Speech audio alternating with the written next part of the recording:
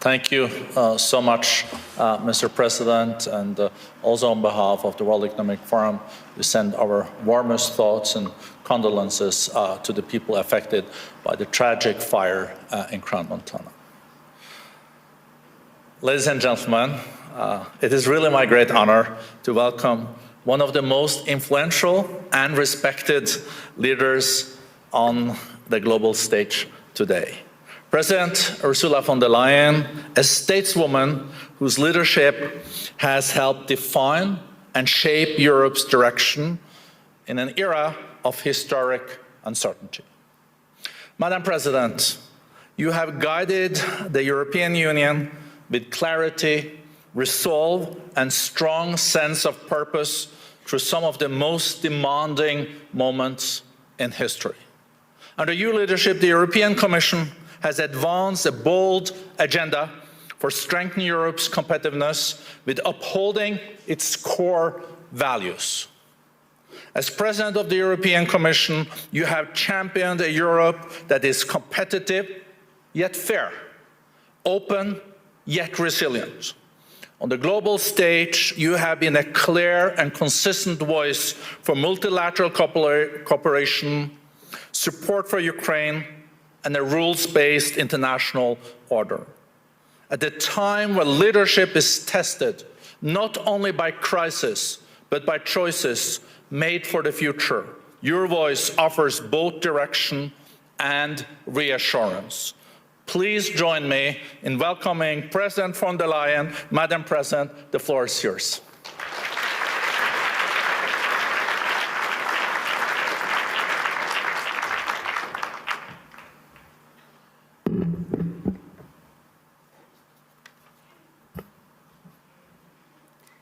President Brende, dear Børge, thank you very much for the warm welcome. Your Majesties, Excellencies, ladies and gentlemen, indeed, it is now 56 years since the first meeting here in Davos.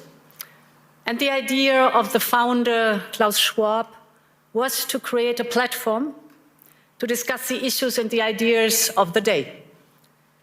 Of course, the world has transformed completely since 1971. But the original idea of Davos has remained, as we just have heard in the speeches. So I was delighted that you have gone back to your roots with this year's theme, a spirit of dialogue. Because this spirit is all the more important in a world that is more fractured and more fractious than ever. 1971 was the year of the so-called Nixon shock and the decision to delink the US dollar from gold.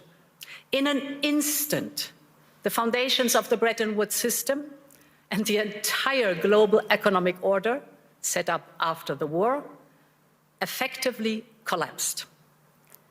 But it also had two major effects. It inadvertently created the conditions for what would become a truly global order, and it provided a sharp lesson for Europe and on the need to strengthen its economic and political power. It was a warning to reduce our dependencies, in this case, on a foreign currency. The world may be very different today, without any question, but I believe the lesson is very much the same. That geopolitical shocks can and must serve as an opportunity for Europe. And in my view, the seismic change we are going through today is an opportunity, in fact, a necessity, to build a new form of European independence. And this need is neither new nor a reaction to recent events. It has been a structural imperative for far longer. So when I used this term, European independence, around a year ago, I was surprised at the skeptical reactions. But less than 1 year on, there's now a real consensus around this.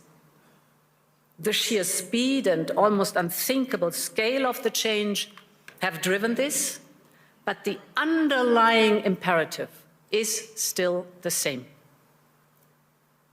The good news is we acted immediately, whether on energy or raw materials, defense or digital, we're moving fast. But the truth is also that we will only be able to capitalize on this opportunity if we recognize that this change is permanent.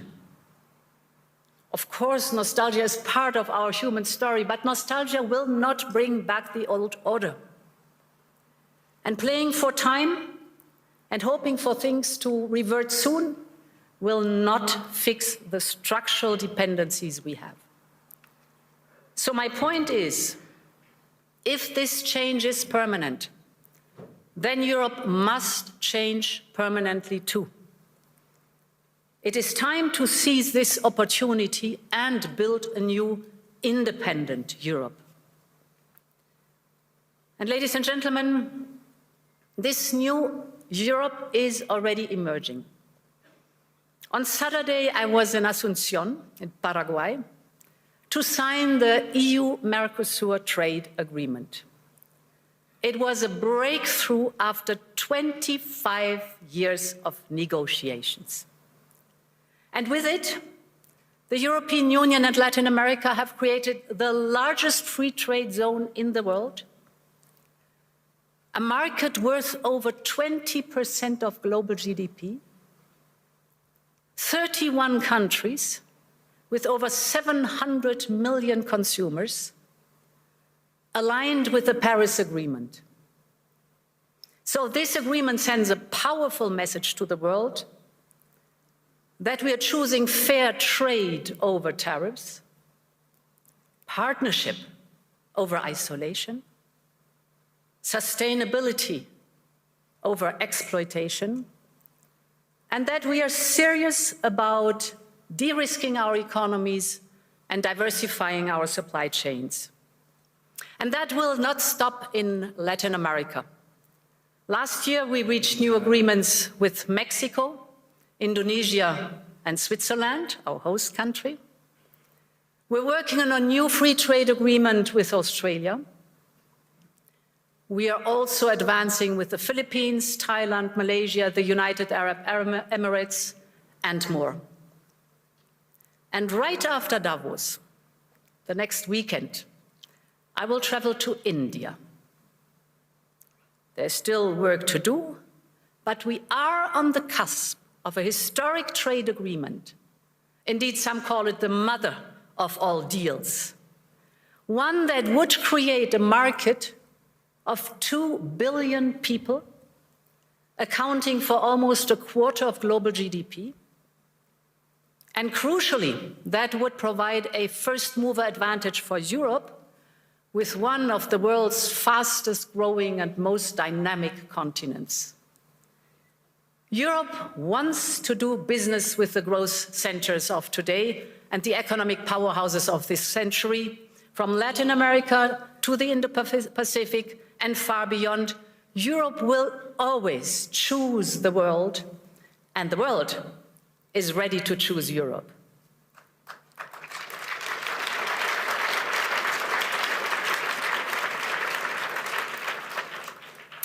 And ladies and gentlemen, this reality also reflects the fact that Europe has all the assets it needs to attract investment. The savings, the skills, the innovation with our AI factories and gigafactories and the applications that are necessary, AI first. What we need now is to mobilize collectively these assets to their full potential and to focus on the essential. So focal point number one is to create a conducive and predictable regulatory environment. We live in an age where capital and data can cross Europe in a second. And business must be able to move just as freely. But as things stand, Too many companies have to look abroad to grow and scale up, partly because they face the new set of rules every time they expand into a new member state. So while on paper, the market is of 450 million Europeans open to them, it is far more complicated in reality. And that acts as a handbrake on the growth and profit potential of companies. So this is why we need a new approach. We will soon put forward our 28th regime. The ultimate aim is to create a new, truly European company structure. We call it EU Inc., with a single and simple set of rules that will apply seamlessly over our union, so that businesses can operate across member states much more easily. Our entrepreneurs, the innovative companies, will be able to register a company in any member state within 48 hours, fully online. They will enjoy the same capital regime all across the European Union. And ultimately, we need a system where the companies can do business and raise financing seamlessly across Europe, just as easily as in uniform markets like the United States or China. If we get this right, and if we move fast enough, this will not only help EU companies grow, but it will attract investment from across the world. Which brings me to the second focus, investment and capital. We are now building the savings and investment union. We need a large-scale, deep and liquid capital market that attracts a wide range of investors. And this will allow business to find the funding they need, including equity, at lower costs here in Europe. We have made proposals on market integration and supervision to ensure our financial market is more integrated. This covers trading, post-trading, and asset management, as well as driving innovation and making our supervisory framework more efficient. This will help ensure that capital flows where it is needed, to scale-ups, to SMEs, to innovation, to industry. And the third priority is to build an interconnected and affordable energy market, a true energy union. Energy is a choke point for both companies and households. And just look at the dispersion of prices across European electricity hubs. Europe needs an energy blueprint that pulls together all the parts. This is our Affordable Energy Action Plan. We are, for example, massively investing in our energy security and independence with interconnectors and grids. This is for homegrown energies that we are trying to promote as much as possible, the nuclear and the renewables, to bring down prices and cut dependencies, to put an end to price volatility, manipulation, and supply shocks. But now we have to speed up this transition, because homegrown, reliable, resilient, and cheaper energy will drive our economic growth and deliver for Europeans and secure our independence.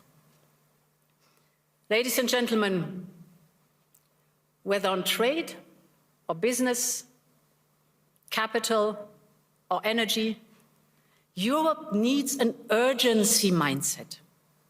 Our starting point is good. We are home to global champions in fields ranging from wind power to next-generation batteries, from aerospace to the industrial machines that are essential to build the chips and advanced weapons. Our companies are taking up AI at the same pace as their US peers.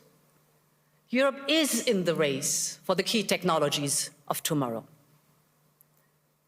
But as global competition gets ruthless, we must show real ambition, especially in those sectors vital for our independence. Take defense, for example. We have done more on defense in the last year than in decades before. We have started a surge in defense spending up to 800 billion euros till 2030. Member states are stepping up their investment at record level, and this has helped to triple the market value of European defense industry companies since January 2022. We now have 3 leading European defense tech startups that have reached unicorn valuation. They are working on AI-powered software and systems for battlefield intelligence, or on advanced dual-use and surveillance drones. So they are also driving innovation and investment in Europe's defense tech industrial base. All of this would have been unthinkable even a few years ago. This now only shows how economy and national security are more linked than ever. But also what we can do when Europeans have the will to match the ambition. So, ladies and gentlemen, this need for ambition is most important when it comes to the security of our continent. In just over a month, we will mark the 4th anniversary of Russia's war of aggression against Ukraine. 4 years on, Russia shows no sign of abating, no sign of remorse, no sign of seeking peace. On the contrary, Russia is intensifying its attacks, killing civilians every day as we speak. Just last week, its bombing of Ukraine's energy infrastructure left millions facing darkness, cold, and water shortages. This must end.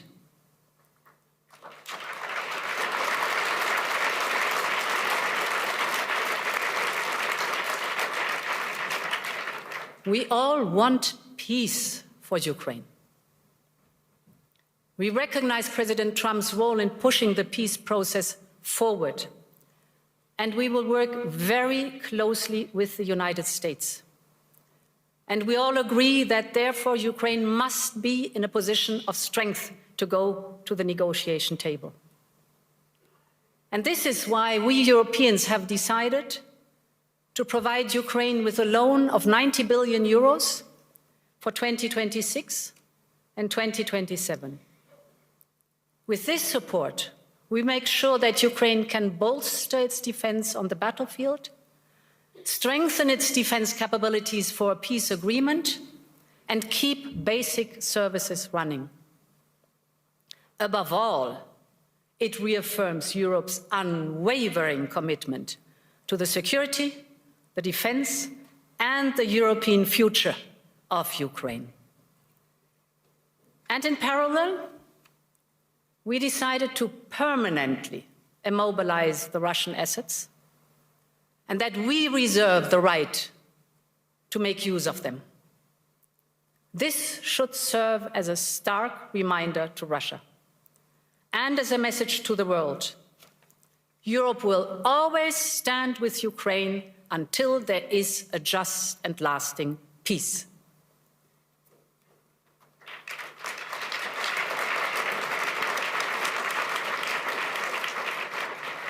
Ladies and gentlemen, I've spoken a lot today about European independence, on partnerships, on prosperity and security. So I would like to conclude with Greenland, an issue which cuts to the heart of all 3 of these imperatives. When it comes to the security of the Arctic region, Europe is fully committed. And we share the objectives of the United States in this regard. For instance, our EU member, Finland, one of the newest NATO members, is selling its first icebreakers to the United States. And this shows that we have the capability right here in the ice, so to speak. It shows that our northern NATO members have Arctic-ready forces right now. And above all, that Arctic security can only be achieved together.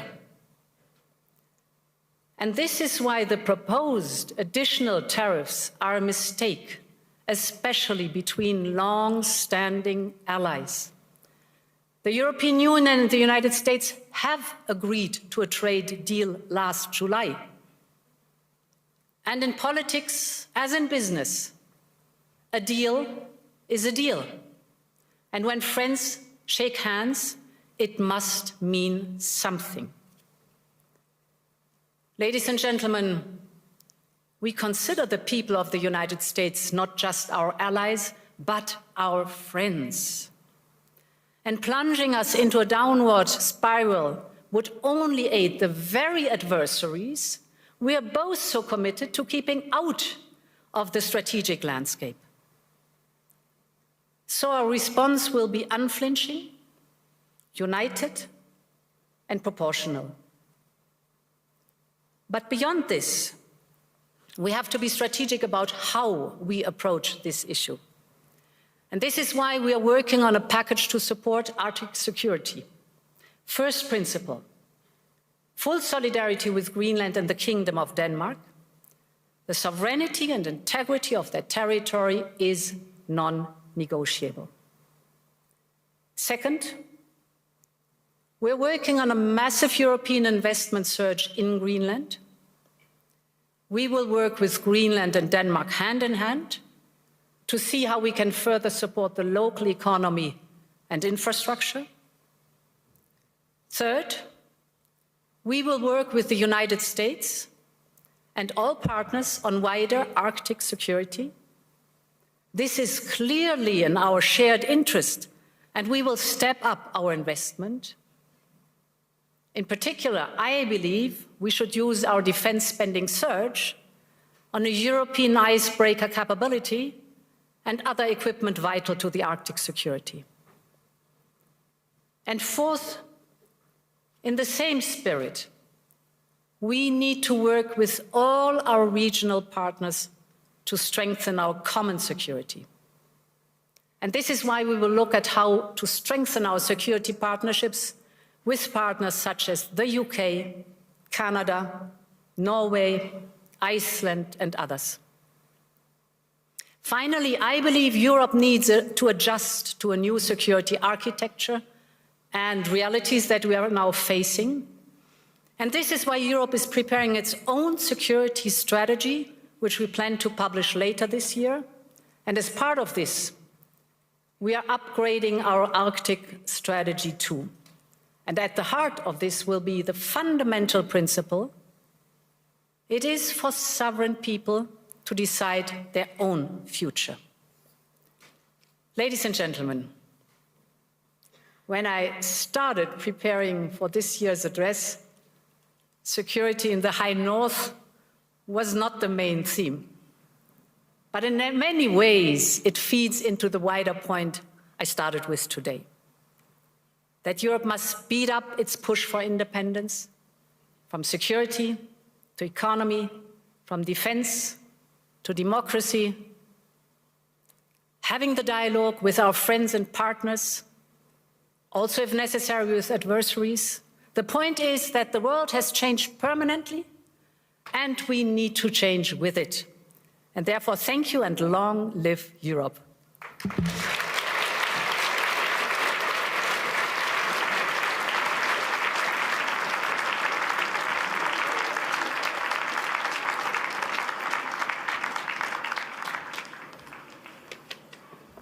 Madam President, there is not much to add, but a big thank you. Long live Europe, more defense than in decades. The mother of all deals might be around the corner with India. The largest trade deal in the world is between the EU and Mercosur. It is a very powerful and historic speech from Madam President. Please be seated, because now we'll walk Madam President out, and then the Chinese Vice Premier He will join us. So a big applause to President Ursula von der Leyen.